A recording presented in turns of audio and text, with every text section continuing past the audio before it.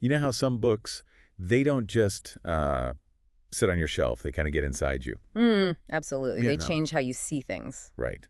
And Jack Kerouac's On the Road is definitely one of those. I mean, it just races through your bloodstream like, I don't know, espresso and gasoline. That's a great way to put it. It's really more than just a novel. Yeah, it's like a lifestyle, a philosophy almost. Yeah. This mad, beautiful, kind of desperate dance with the American dream. It really captures something raw. So buckle up, everyone. This isn't going to be just a summary. Think of it as a road trip Mm-hmm. across highways and heartbreaks, Mm-hmm. across jazz and jukeboxes, loneliness and liberation, all of it. Yeah. Our mission here is to really dig into the sources you've shared, pull out the key insights about this seminal work, and help you understand why it still feels so alive today. Sounds good. It's a book that keeps revealing things. Okay, let's unpack this. So it all starts with Sal Paradise. Kerouac's alter ego, essentially. Exactly.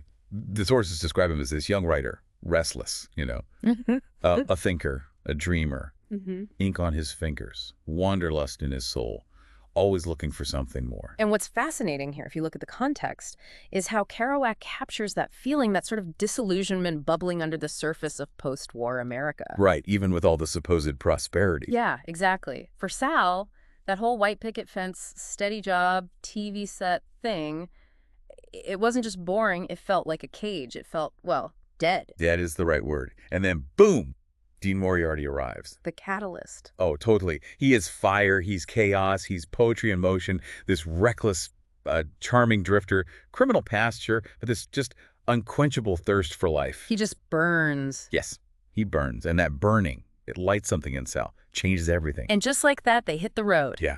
And we're talking a huge journey right across the whole country. Denver, San Francisco, New York, Chicago, New Orleans. And beyond, Mexico, too.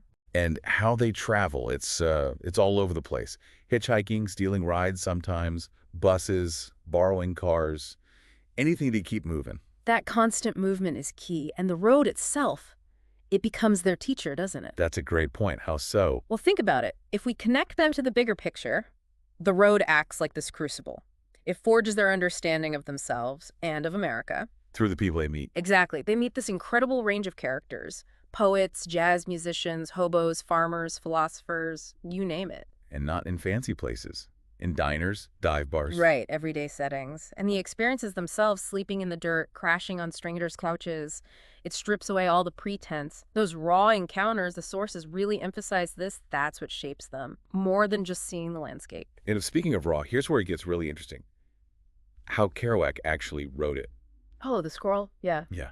Yeah. In this single, 3-week burst, nonstop, on a 120-foot scroll of paper. Can you even imagine? It's legendary. Just taped sheets of paper together so we wouldn't have to stop typing to change pages. No paragraphs, no filters, just pure, uncut energy. Like a literary jam session, a typewritten howl. One source mentioned he barely left his apartment, just coffee and Benzedrine, apparently. You can feel that manic energy in the prose, that spontaneous prose style he developed. Totally. And it's that style, that energy that somehow captured the soul of a whole generation, right? The beat generation. Exactly. And the name itself, beat, it's got layers. The sources point this out. It means beat, as in beaten down, weary. Yeah, tired of the conformity. But also beat, as in the beat of a drum, rhythm, jazz, a life pulse. I love that duality. And the core ideas of the beats were, pretty radical for the time, rejecting materialism. A big time. Embracing spontaneity, experimentation with, well, everything.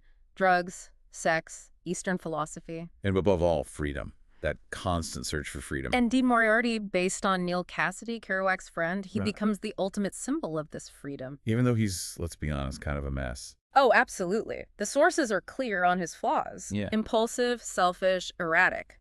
Definitely. Yeah. But through Sal's eyes, he's more than that. He's a prophet of movement.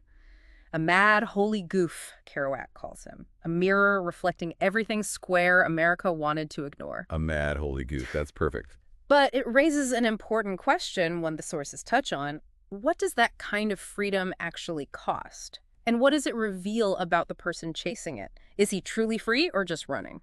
That's the flip side, isn't it? Because freedom, especially that kind of wild freedom, it definitely has a price. The book makes that painfully clear. The road isn't always this romantic adventure. It's often dusty, lonely, full of empty gas tanks and empty promises, too. And Dean's wildness, it leaves wreckage in its wake. You see the cost to his wives, his kids. He abandons people. And Sal. Even Sal eventually. Dean loses himself. He burns too brightly, too fast. And Sal starts to see it. Slowly, he starts to see the cracks in the facade. Yeah. The illusion of freedom starts to wear thin. He sees the heartbreak behind the beat. That realization deepens throughout the book. And it culminates in that really brutal moment in Mexico, right? Yeah. Sal gets sick, really sick, and Dean just leaves him there. Yeah, abandons him. And that's when the whole myth of the road just collapses for Sal. Yeah. The journey stops being this romantic quest and just becomes real. Yeah. Painfully real. The dream fades. Yeah.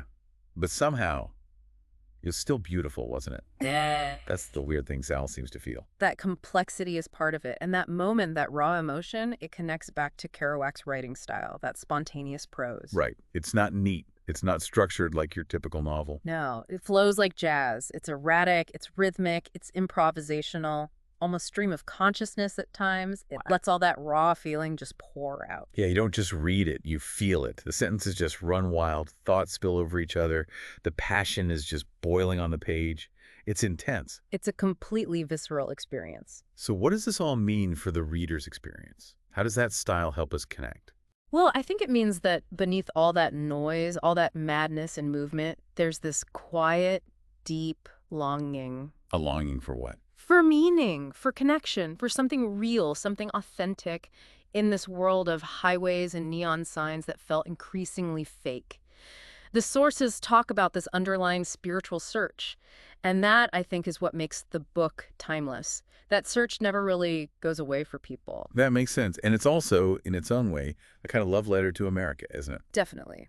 But not the polished postcard version. No. Yeah. The gritty, soulful, contradictory America. Yeah. The real deal. Exactly. You get these incredibly vivid snapshots. Eating apple pie in some Nebraska diner. Dancing to bebop in a smoky Harlem club. Getting drunk under the huge Texas sky. Crying alone in a Colorado field. Yeah, all these moments. From Mississippi to Manhattan, like you said, the road is America's spine, and they're just tracing it, feeling every bump. Revealing its truths, the beautiful ones and the painful ones. And by the end of it all, Sal, Yeah. he's changed. He's not the same guy who put Dean Moriarty on a pedestal at the beginning. Not at all. The romance of the road has worn off. He sees the emptiness behind Dean's wild smile. He sees the cost. And Dean himself, what happens to him? He becomes almost a ghost by the end, a shadow, a memory. That inability to connect, to settle, it just kind of dissipates him. Wow. And that final scene, Sal watching Dean just disappear into the night on a New York street. The road finally ends, for Sal at least. It's incredibly poignant. Yeah. That moment just stays with you. It kind of haunts you. It does, because ultimately the book isn't really just about the road itself, is it? No, I don't think so. Yeah. What's it about then? It's about the people we meet, the questions we ask ourselves, the big ones, the moments, good and bad, that end up shaping who we are, and maybe how sometimes the search itself. That's the meaningful part, more than actually getting somewhere. The search is more meaningful than the destination. That feels right for this book. On the Road is like a time capsule, isn't it? Capturing that generation's hunger for meaning, for adventure. Mm-hmm. It shows the beauty of movement, absolutely.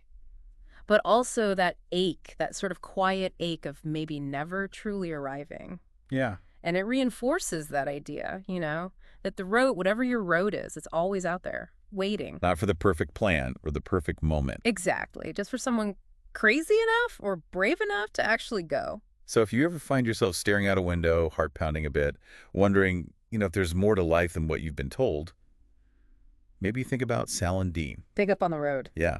And maybe go find whatever it is for yourself. Yeah. Which brings us to a final thought for you to chew on.